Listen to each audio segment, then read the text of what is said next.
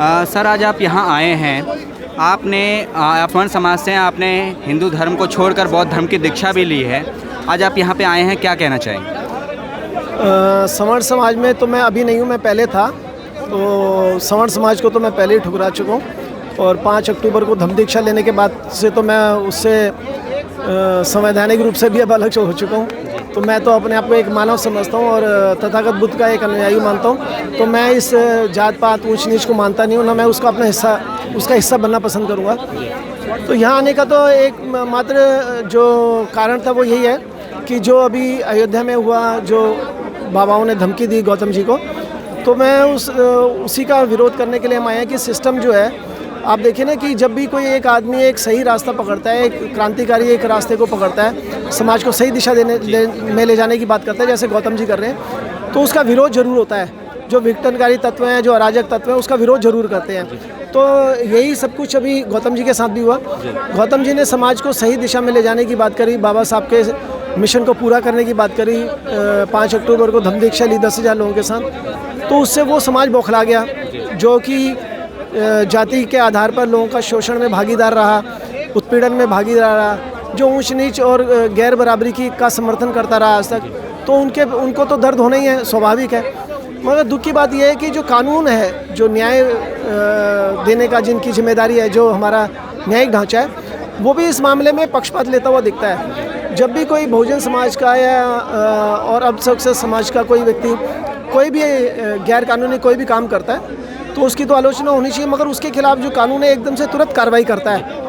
मगर ऐसे ही जब एक बहुसंख्यक समाज का कोई आदमी, सवर्ण समाज का आदमी ऐसे खुलेआम धमकी देता है और उनके साथ कानून जो है वो व्यवहार नहीं करता जो बाकी लोगों के साथ करता है, तो ये सौतेला व्यवहार उनके साथ होना बहुजन समाज के नेताओं के साथ, ये बड़ा दुखदायी है। जिससे ये लगता है कि जैसे कानून और ये सब कुछ, ये जो समाज है बहुसंख्यकवाद की तरफ जा रहा है कि जो वो कहेंगे वो गलत भी कहेंगे तो उसके खिलाफ कोई एक्शन नहीं होगा, और जो सच की आवाज़ उठाएंगे उनको जेलों में भरा जाएगा, उनके खिलाफ कार्रवाई भी होगी।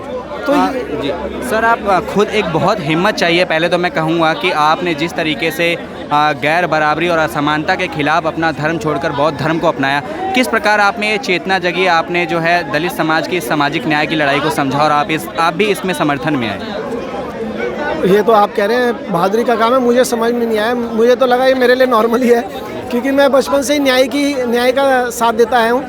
हालांकि फ्रंट में कभी नहीं रहा, मगर वैचारिक रूप से तो मैं हमेशा, जैसे गौतम जी मेरे 30 साल से दोस्त हैं, तो मैं तो शुरू से हमेशा से सच को सच ही बोलता है, गलत को गलत ही बोलता है, और हमेशा मेरा खून खौलता था जब भी कोई अन्याय की बात होती थी, चाहे वो कोई भी समाज करे।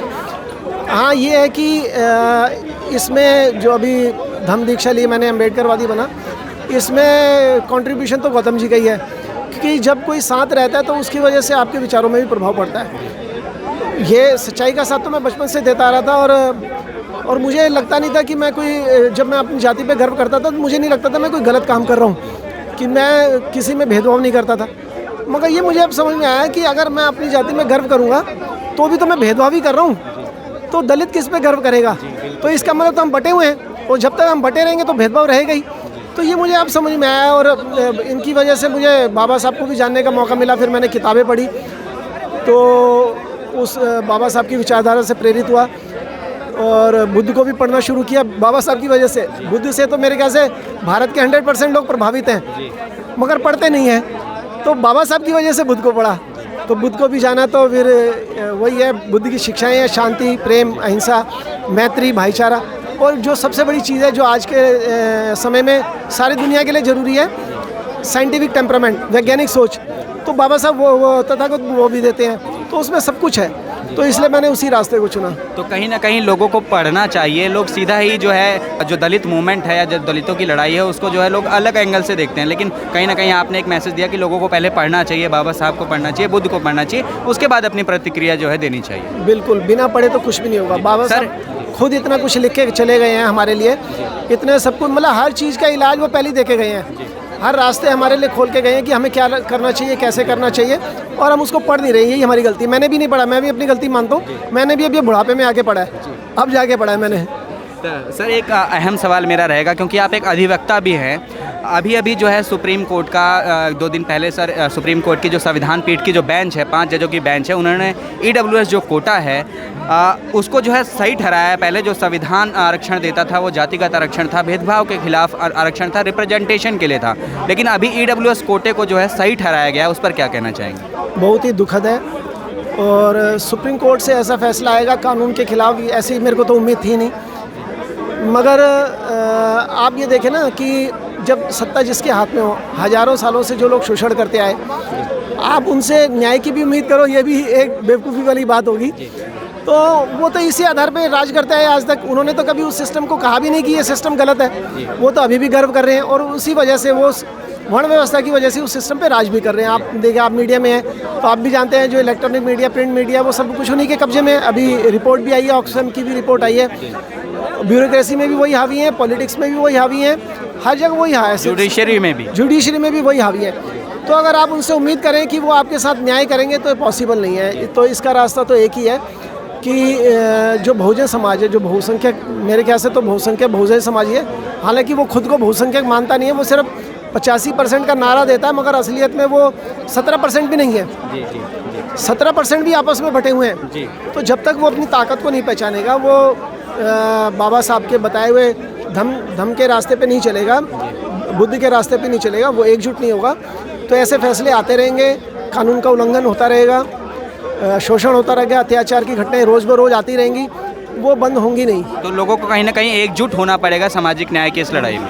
एकजुट होना पड़ेगा, और एकजुट होने का सबसे बढ़िया रास्ता बाबा साहब जो गुरु मंत्र दे के गए, 100 तालों की एक चाबी, बुद्ध का धम, और साथ साथ में शिक्षित बनो। जी सर, आप क्या कहना चाहेंगे? आप भी यहाँ पे जुड़े हैं, हमने आपको देखा, आप मंच पे लगातार बने हुए थे, आप आज राजेंद्र पाल गौतम जी के आह्वान पे यहाँ आए, आप क्या कहना चाहेंगे? देखिए, ये मिशन जो है, बाबा साहब ने जो कहा था, उसी आधार पर हमारे साथी, हमारे बड़े भाई राजेंद्र पाल जी ने जो स्टेप लिया है, वो एक बहुत जायज़ है।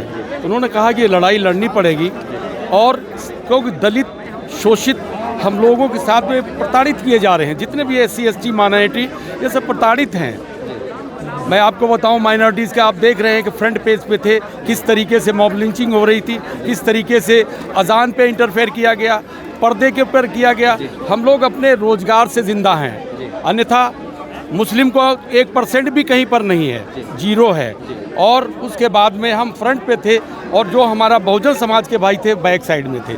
मैं आज आपके माध्यम से बताना चाहता हूं कि हम लोगों से लड़वाया किसने? जितने आज तक दंगे हुए, हमारे SC ST भाइयों को ही आगे लाया गया, और SC ST को OBC से लड़वाया। ये इनकी सोच थी, ये खुद नहीं लड़ने में सक्षम है। आज सोया हुआ बहुजन समाज जग रहा है, और जब ये इकट्ठा ये होगा, तो बाबा साहब ने कहा, एक बात कही थी कि शिक्षित हो, संगठित हो, फिर संघर्ष करो। लेकिन हमारे भाई लोगों ने संघर्ष शुरू कर दिया, शिक्षित हुए नहीं, संविधान को पढ़ा नहीं, जो वो अधिकार दे गए।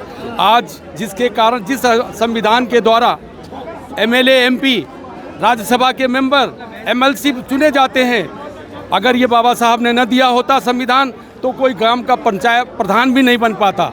माननीय मंत्री जी, इसके अंदर में बड़ा योग है। मैं इंस्पायर हुआ जब उनके करीब गया, उनके विचार सुने, तो उन्होंने सभी के लिए समानता का अपना एक रास्ता अख्तियार किया, और उसमें देखा कि भाई ठीक है, मुस्लिम भी, वो भी प्रताड़ित है, SC ST तो है ही है।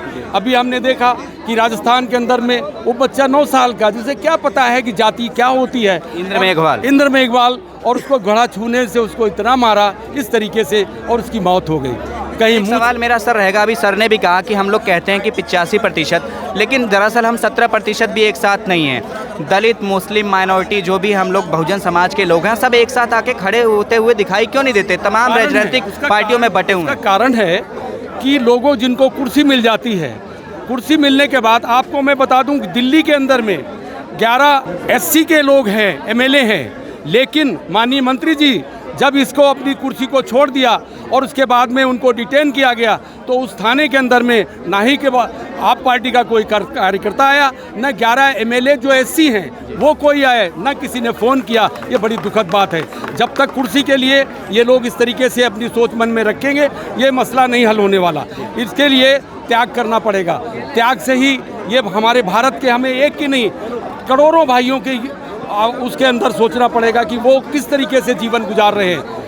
एक मेरा अहम राजनीतिक सवाल है सर, जो मैंने अभी शायद आप तक मैं पहुंचा नहीं पाया।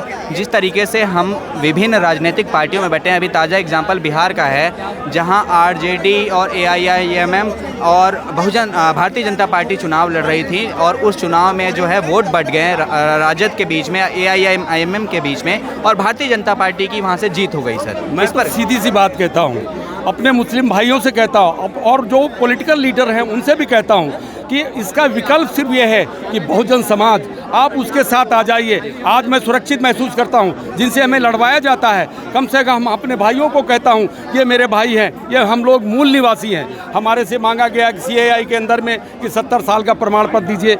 गाँव के अंदर में लोगों के आज तक रजिस्ट्रियाँ नहीं हैं, वो लोग कहाँ से दिखाएंगे? जहाँ बाढ़ आ जाती, सारे कागजात सब आग लगती है, जल जाते, वो लोग कहाँ? लेकिन वो एक मैटर क्लोज हुआ क्योंकि उस टाइम मुस्लिम जग गया, मुस्लिम सब्र किए बैठा हुआ। अगर वो कोई निर्णय लेता है, रोड पे आता है, तो उसको आतंकवादी, जिहादी, तरह तरह के उसके ऊपर। लेकिन अब ये ऐसा नहीं होगा। बहुजन समाज के अंदर जो माननीय राजेंद्र पाल जी की लड़ाई है, उनके कंधे साना बसाना हम उनके पीछे खड़े हैं और हमारा समाज सर बाबा साहब को खाली एक ही साँचे में ढाला गया कि वो दलितों के नेता है, जबकि उन्होंने सभी समाज के लिए काम किया, चाहे वो स्वर्ण समाज हो, चाहे वो मुस्लिम समाज हो। और हमें एक अच्छा उदाहरण ये भी देखना पड़ा कि आज़ादी से पहले बाबा साहब को बंगाल प्रेसिडेंसी से ही जो है MP बनाकर जो है संसद में भेजा भी गया था।